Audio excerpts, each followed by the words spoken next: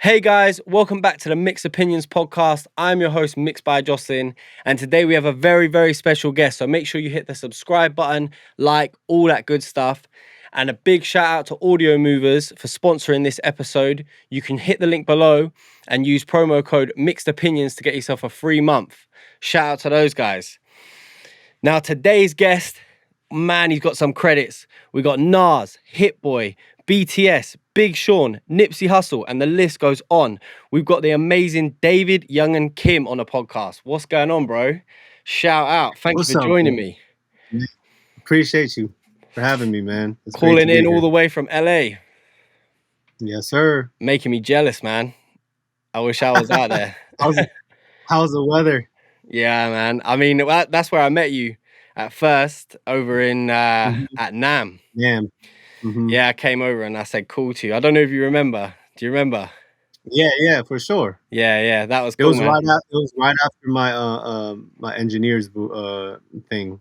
Yeah, that's basically where I hung out there the whole time, to be fair. They had the best Yeah, best there's a guys lot come of on. gems. Yeah, 100%. Sure.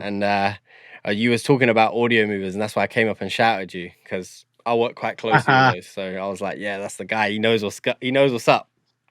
Yeah, I was just using that yesterday. I had a session with someone in Korea, so I was streaming it over with Listen To.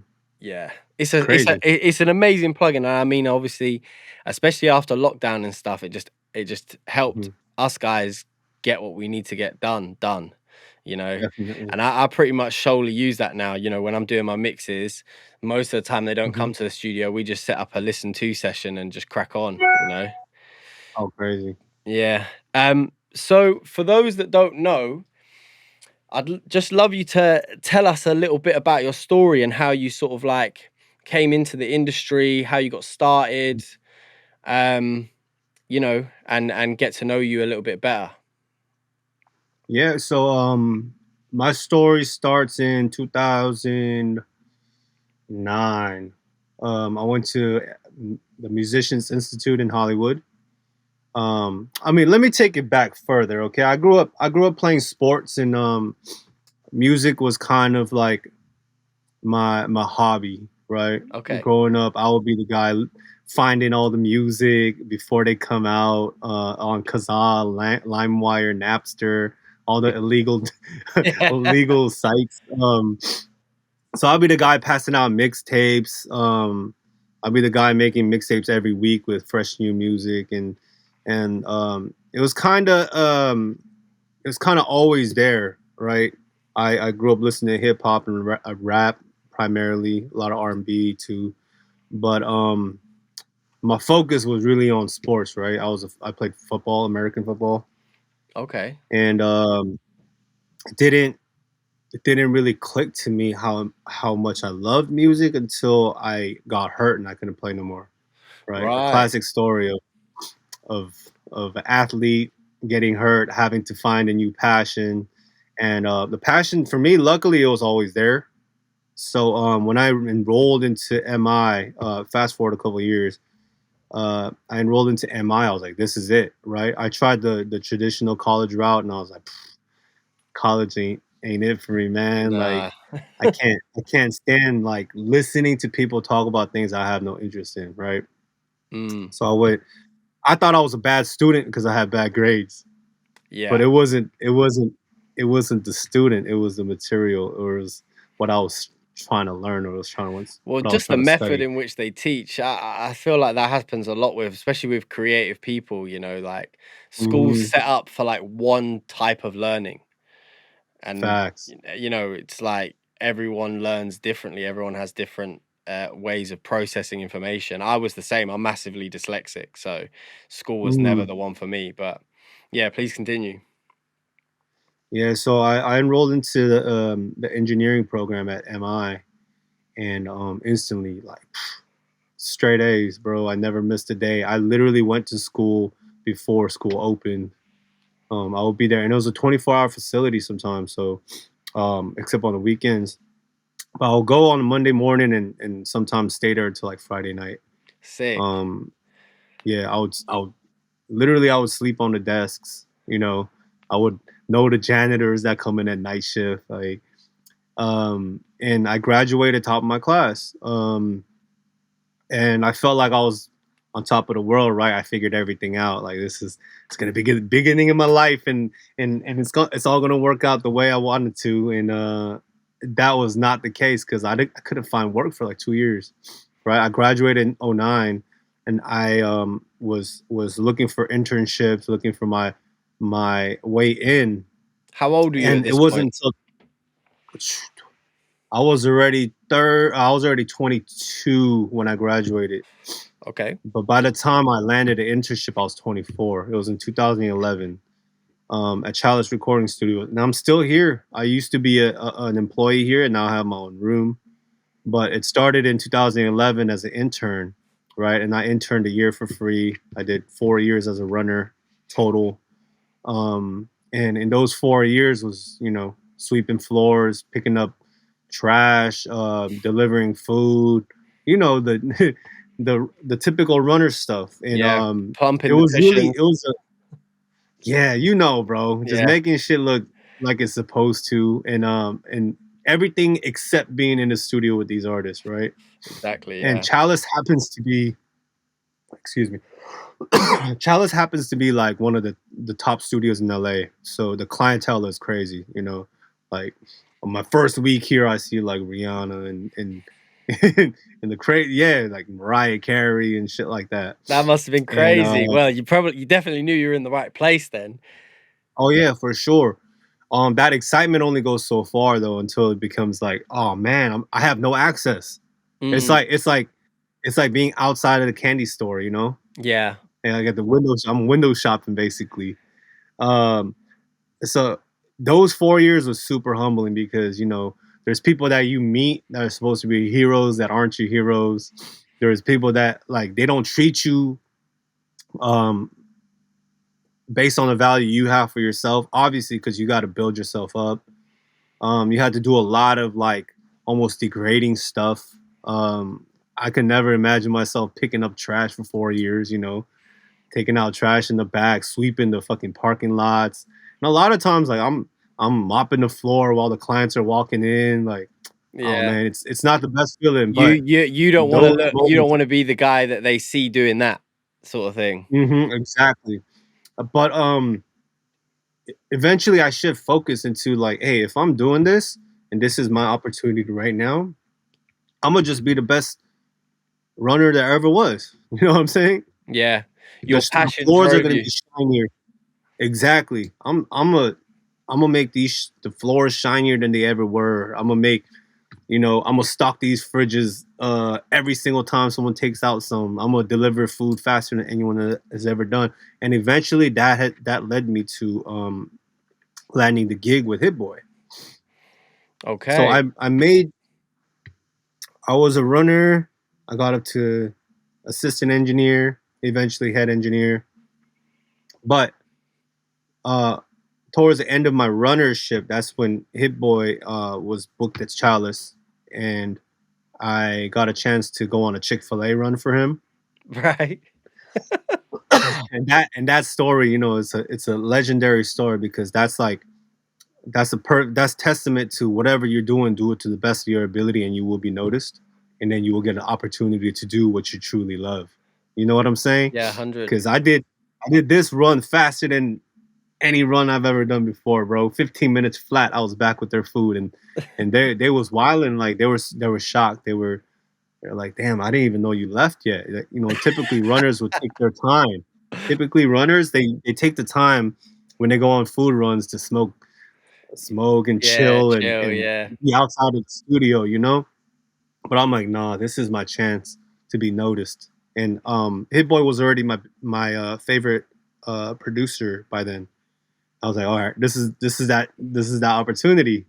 And I got back, and the manager was like, wow, that was super fast. That's crazy. Like, can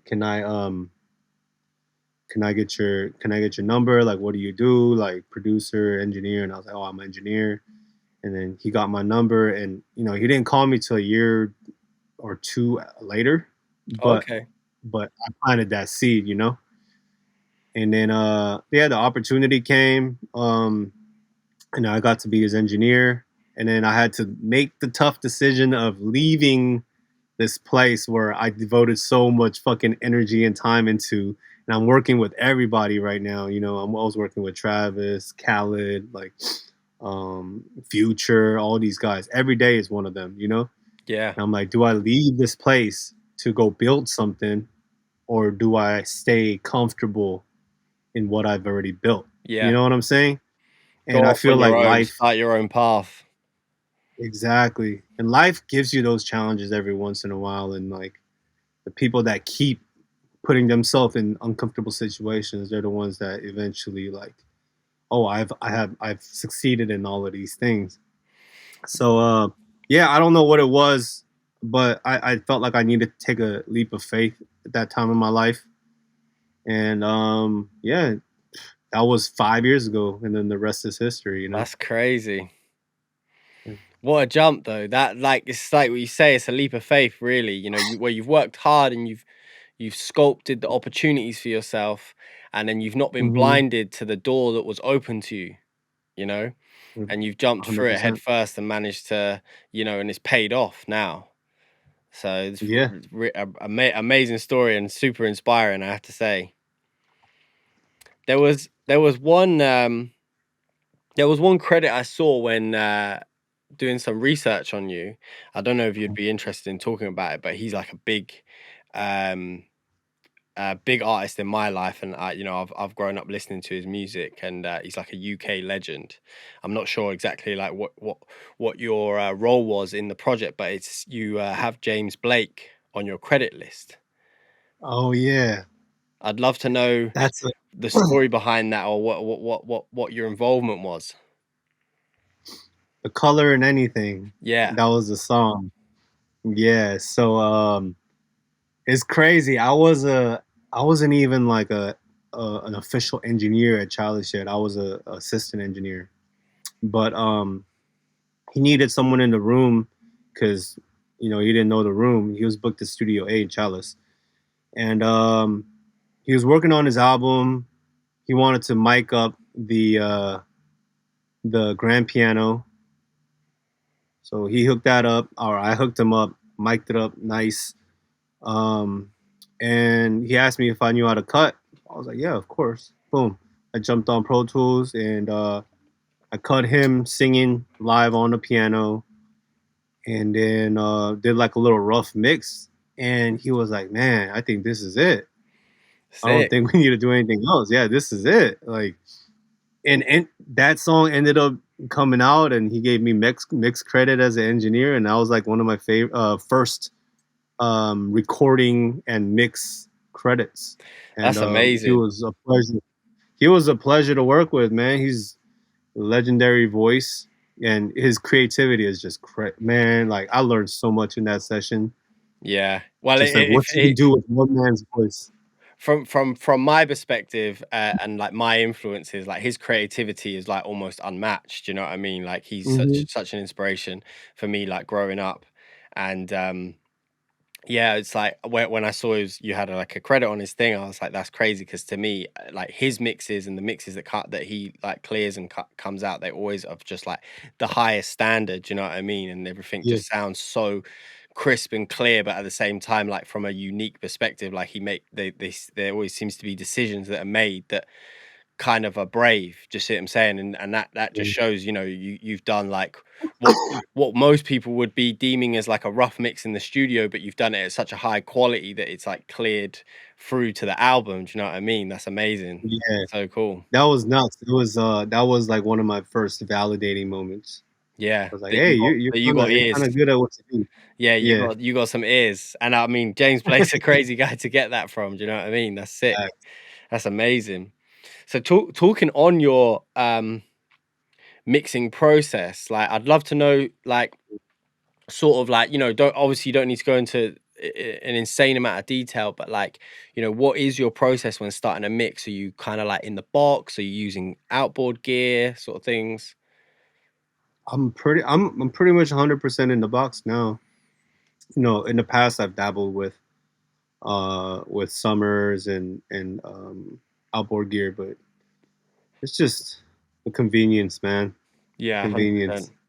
And you know, like the whole climate of music is it's just it moves so fast nowadays where you could spend a week on a mix, but that song is only gonna live for a couple of weeks anyway. You know what I'm It's saying? a sad Back reality, then, but it's true. it's a sad reality. So how can we pump out quality and speed at the same time, right? And Mhm. without in the box mixing, it's tough. Yeah, You can be the especially guy when it that comes to, like, recalls and stuff like that. facts 100%. And I have it set up where like on my phone I can access my computer anywhere I'm at. You know, I can be in the middle of a golf round, and and if someone's like, "Hey, I need the acapella for this song," I can hop on my phone, pull up my remote PC software, go through it, make a bounce, and then send it over. Like Yeah. it's crazy. But I can't do that if I had to, turn a knob. You gotta keep that stuff on the DL, otherwise all the clients will be like every 5 seconds of every day he's shouting saying, "I know Yeah, you no, can do no, it, no. do It's it." already it's already out, bro. It's already out. It's already out. People hit me with the craziest requests, man. Like, and it's like, hey, I know you can do it from home. I know you can do it from home. Like hit sometimes he's like, hey, is this something you can do from home? I'm like, yes. Yeah. Now when this episode comes out, all my clients are gonna be like, "Bro, you better get yourself that software, bro." You gotta cut that part out. Yeah, no, of course, for free, you know what I mean? But yeah, that's so cool, man. I mean, like, technology's gone a long way for sure. Well, Oh yeah. if you had to, like, your 5 top plugins at the moment, like, what's always Mhm. hitting every chain? Um, I found a new appreciation for the McDSP MC404, the multi-band compressor, Yeah, yeah. because those bite knobs, they do a lot, man. The bite knobs, they're crazy. Especially if you That's on have your like a vocal. vocal where, yeah, if you have vocals that are a little bit too bright, add some bite on the second band, which is like the low mids, and it balances it right out. I Nice. use that a lot on the Nas album. And then let me see. I'm looking at the session, whatever I have up. Um, oh, I really like Knock. Knock. I really like Knock by Decap Yeah. Audio. Knock is really good for drums, and that's taken my drum mixes to a whole new level. And then the mixing with the hold on one second. I have this plugin called um, Fuser. User. Fuser. It's called User. it's by Mastering the Mix. There's this company called Mastering the Mix. They make this plugin called Fuser. It's like a brand new plugin, but it's a sidechain plugin that detects clashing frequencies between two audio signals, and then it'll sidechain just that section. Okay, Like, like a surgical sort of, like, dynamic yeah, EQ yeah, sort of thing. Okay, nice, sick. yeah. So something is comparable to is like the Golf Hoss Right, okay. EQ, or it's kind of like that, but it's super low CPU usage, so you can put it on a Put it lot on of a things. bunch of And like, stuff, yeah.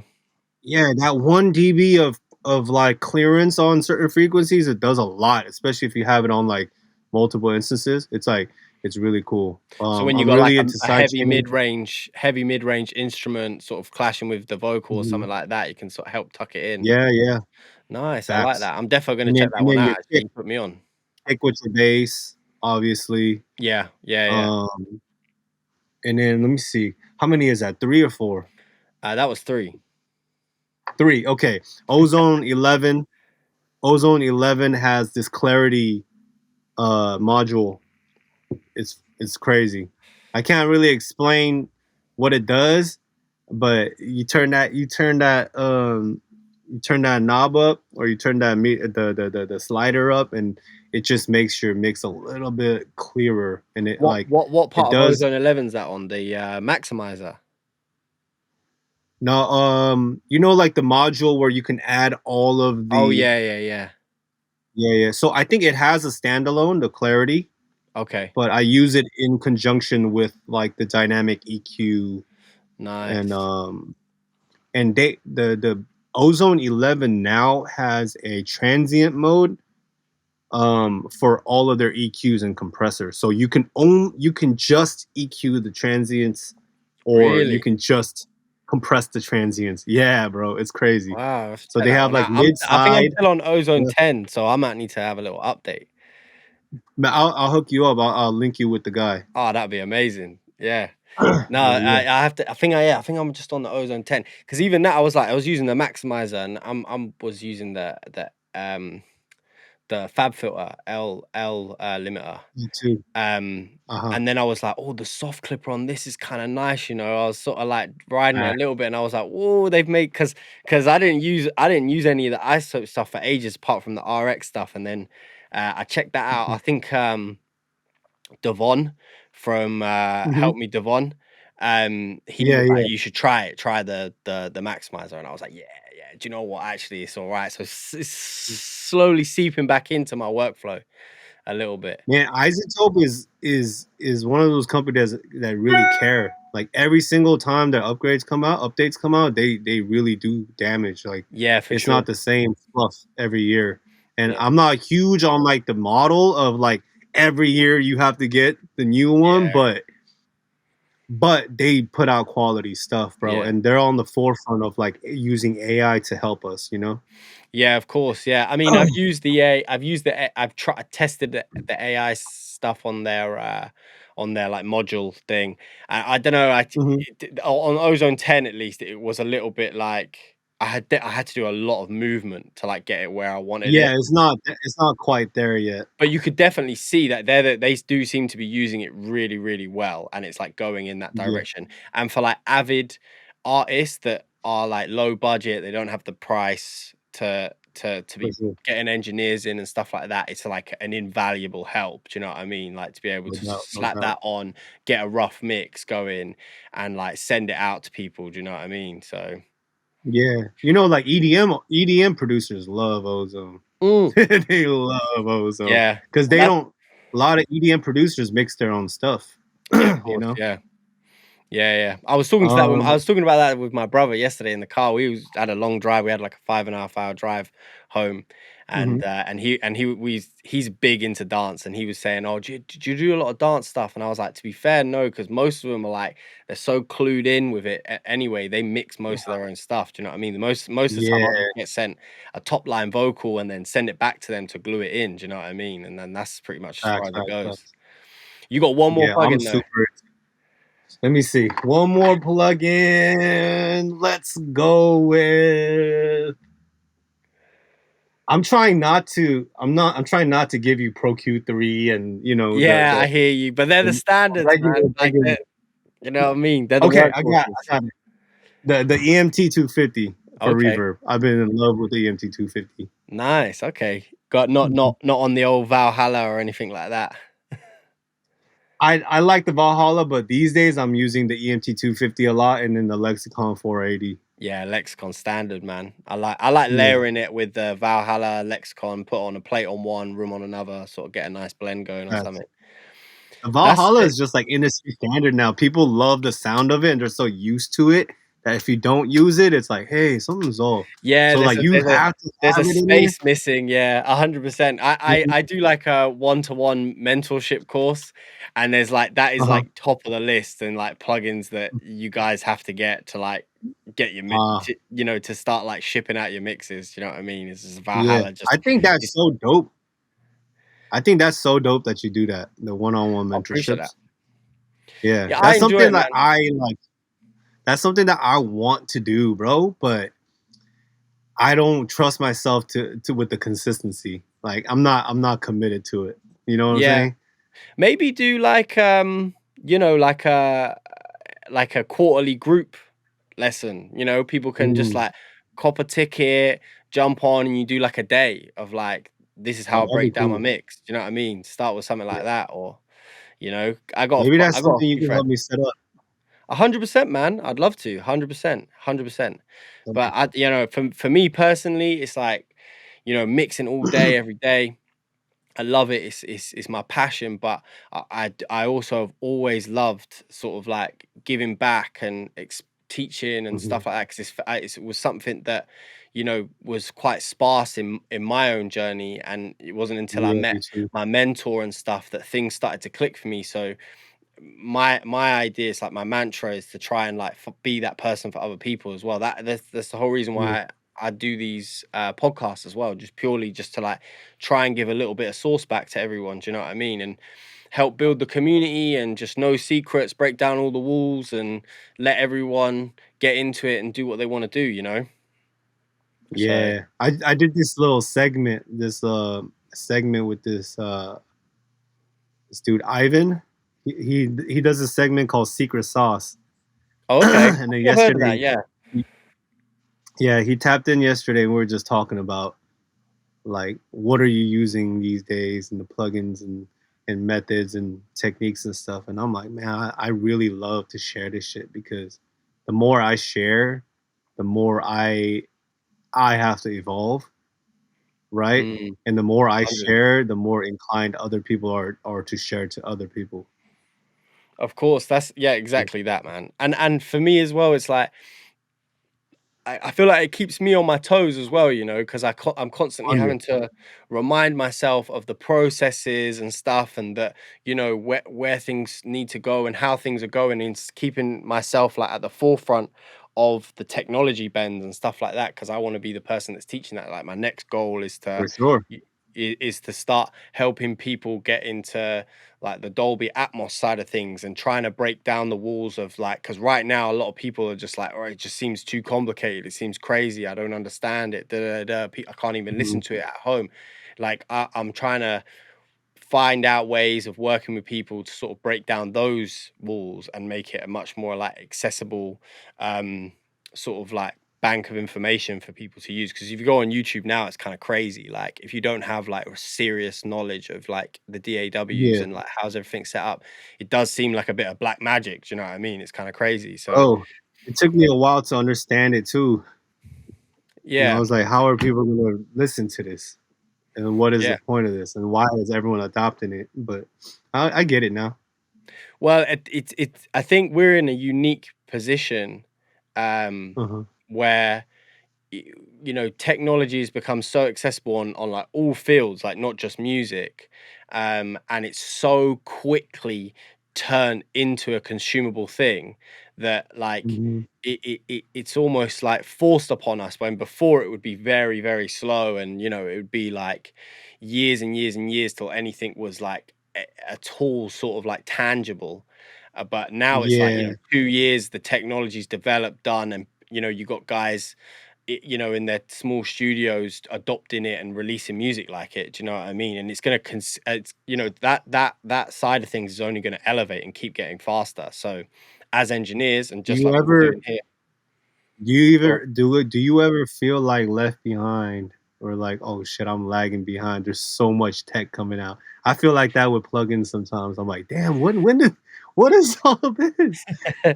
The only time that I get that is and I'm quite blessed, is like with my like I always have like an apprentice on the go. Mhm. And Mhm. if like my apprentice comes in, I'll load up a session, and there'll be some plugins that I've never seen on there, and he'll be like, bro, come on, mate, like get with it. Like this is the one, everyone's using it today. So like they keep me in the Yeah. loop, you know what I mean? And they'll like always out me for like the way that I do things as well. They're like, bro, like the shortcuts are so much faster and all this stuff. And I'm just like, they, you know, you can do this now and that. And I'm like, bro, like I'll just, you know what I mean? I've just been doing Yeah, this for too yeah, long yeah. now. So Facts. yeah, but they keep me in the loop, and I do try to you know, obviously maintain a consistent amount of knowledge, but you know it's difficult when you're mixing all day, and then Mhm. doing sessions, stuff like that. You know, you could spend a lifetime learning this and never be fully Yeah. like fully know exactly what's going on. You know, And so man, I sometimes like I work so much that I don't want anything to do with music when I step out. You know what I'm saying? Like after work, I'm like, man, I'm cooked. I'm done. That I that need to watch that's what some. I say to my friends, like, you know, my boys would call me up, "You listen to this album, you listen to this album." I'm like, "Bro, truthfully, when I'm out of the studio, like, I just listen to audiobooks. Like, I listen to music all day, Mhm. every day. Like, you know, I Right. just need to chill." But you know, that's yeah. If when there's I always do take time. But again, when I listen to like music, I like to listen to it in my studio. You know, I'll get a cup of coffee, sit Mhm. down on my sofa, get my nice speakers, and take it in from like a mix perspective as well. Do you know what I mean? Yeah. And like learn from my peers. Do you know what I mean? And what's coming out like that. But yeah, Yeah. on another one of the credits that I saw on your Mhm. list.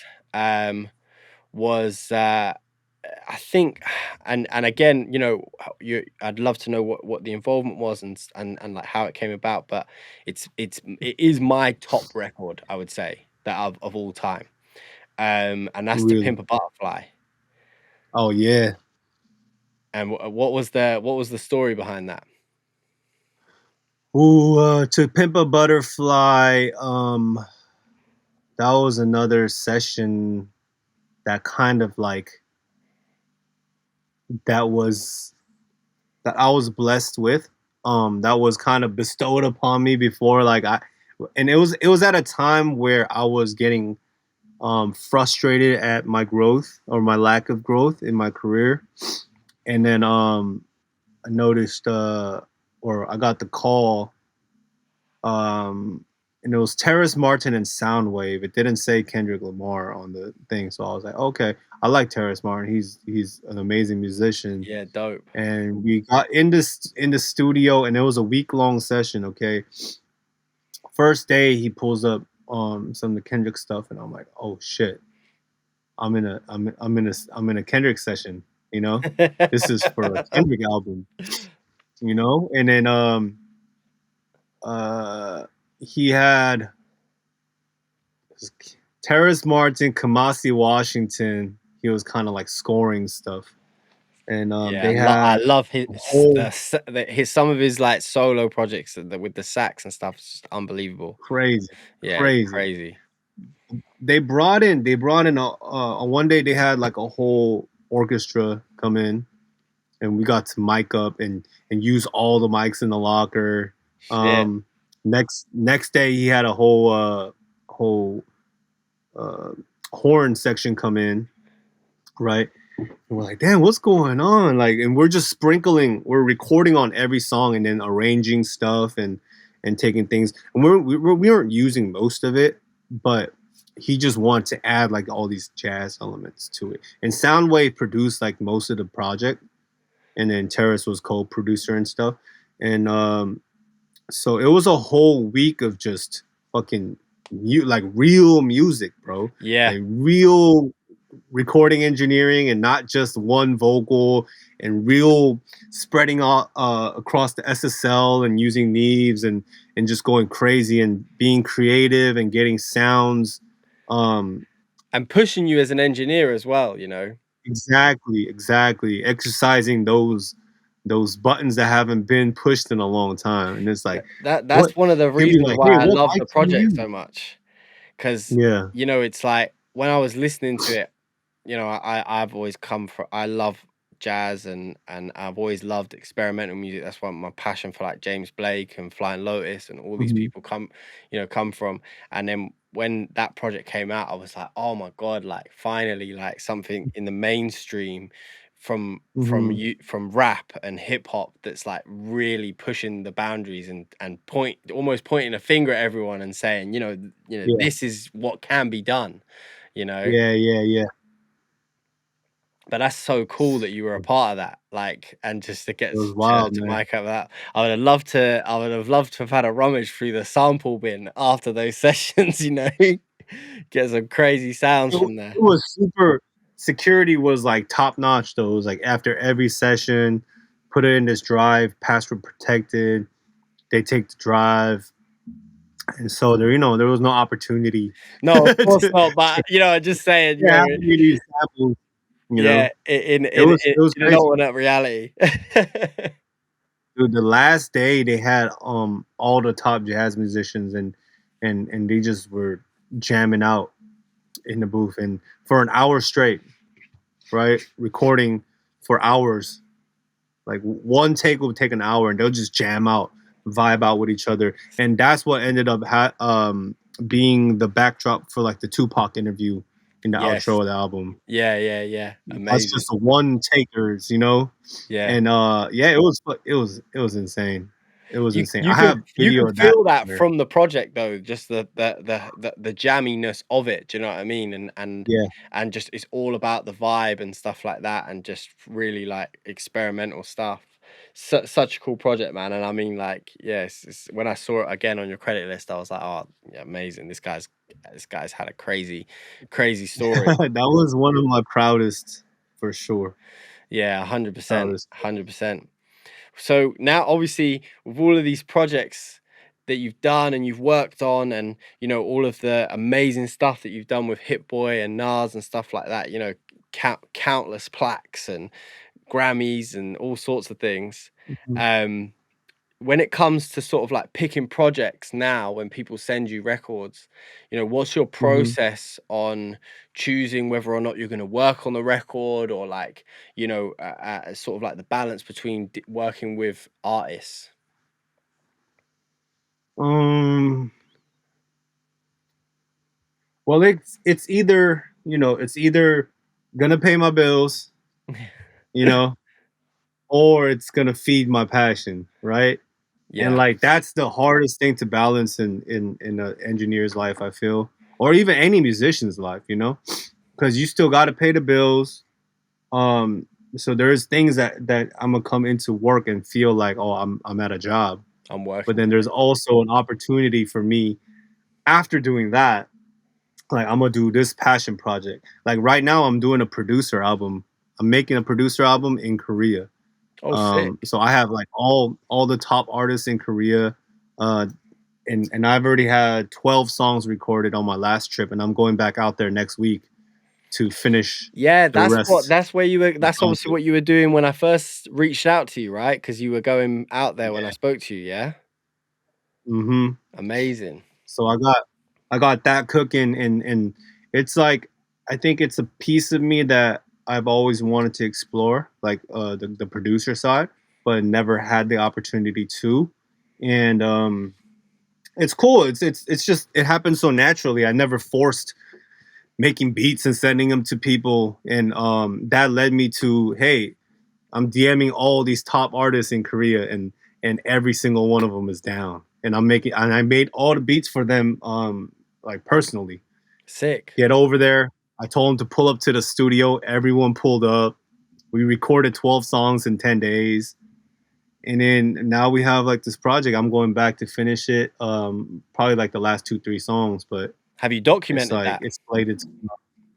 Yeah, of course. I got everything on footage. Sick. Yeah, we got a team recording everything. I look forward to watching that video. Oh yeah, the doc is gonna be crazy, Yeah, man. that's what I'm And saying. That's it. I got a couple beats from Hit Boy on there. I got a couple samples from the homie from Toronto. His name is Francis. Okay, sick. Francis got he's one of the dopest producers, bro. And then I got my homie Cha Cha Malone. He's from Seattle, but it's like it's a project that I'm doing with like the friend, my homies. You know what I'm saying? Like, Yeah. and it might make some money, it might not make money, but to me, it's not about that. It's a It's just passion. something that I've been itching. It's Well, passion. and you're sort of expanding yourself as well, because like that you've done something new. You've taken on a producer and executive producer role in this project, Hmm. and when that comes out, obviously people are going to hear it, and then it's going to probably open up a whole new lane of opportunities for you. Do you know what I mean? They're going to be like, Hmm. shit, David's not just about the mixing, like he could executive produce this stuff. Do you know what I mean? He knows what he's doing. So Yeah, yeah, so that's what I love, man. That's what I love to hear, just constantly pushing forward, trying new things, and not just like getting stagnant in your lane. Do you know what I mean? And staying there, like, the world's your oyster. You can constantly be doing new things and improving and learning new crafts. yeah, man. I rate I'm that. I I'm rate that DJing highly. my first I'm DJing my first live set this Saturday too. Oh shit, let's go. Where you DJing at? There's a spot called Future Factory in like downtown LA, Sick. and it's like this big venue that has like LED walls, and it's really dope. It's like I think it's a warehouse converted into a club, but What's it's the it's music? gonna be fun, bro. I'm playing straight house, man. I'm playing straight dance Sick. music. Maybe Yeah, yeah, yeah. I'll let my brother know. He lives in LA. Hollywood, so Oh, word! You better come then. yeah. I'll give him. If he's in the country, he's always jet setting all over the place. But yeah, he lives in Ah, word. the hills. But yeah, it's I like see. yeah. That's what I was saying. Next time we'll have to do this in person because I'm gonna come out again soon. We'll For have to do a sure. part. We'll have to do a part two in person and link up. Um, Oh yeah. so I like that's I did that was a really really good answer to that question. I have to say that was a really really good answer. On the So when it comes to obviously your workflow and stuff, and being Hmm. an engineer, and I spoke on this a few times, it's sort of like you wear a lot of hats, just like what you said, you wear Hmm. more hats than most, clearly. And you're an engineer, you're a business owner. Do you know what I mean? Hmm. You have your friends, you have your family, bills to pay, etc.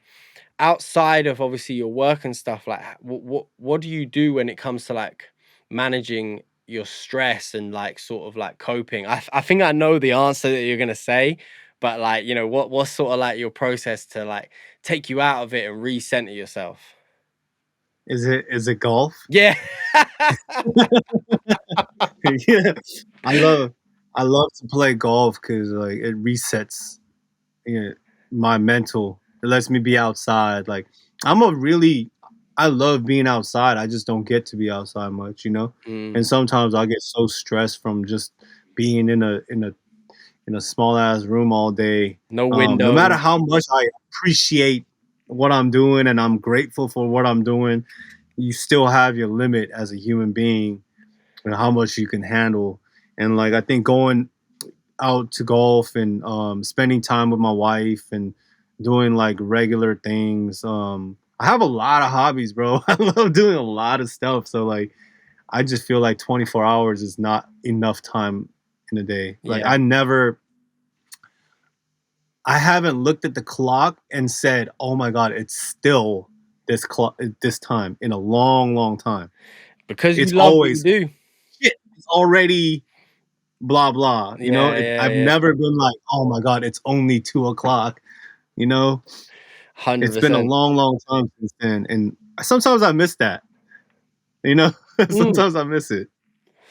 Yeah, but it's one of those things. It's like I feel like we're quite blessed in the fact that Hmm. we've found our passion, you know, Yeah, and it's a sad reality, but not a lot of people have that, and so it's like it's good to never feel like always feel like you don't have enough time rather than too much time. I think you know yeah. because it The really grass means is that you're always you're greener. you're you're, you're living your life to your fullest. Facts. Yeah. Yeah, man. But last question before we wrap it up and let you get back to knocking out some crazy mixes in sunny LA. Um, if I mean it's two questions in one, really.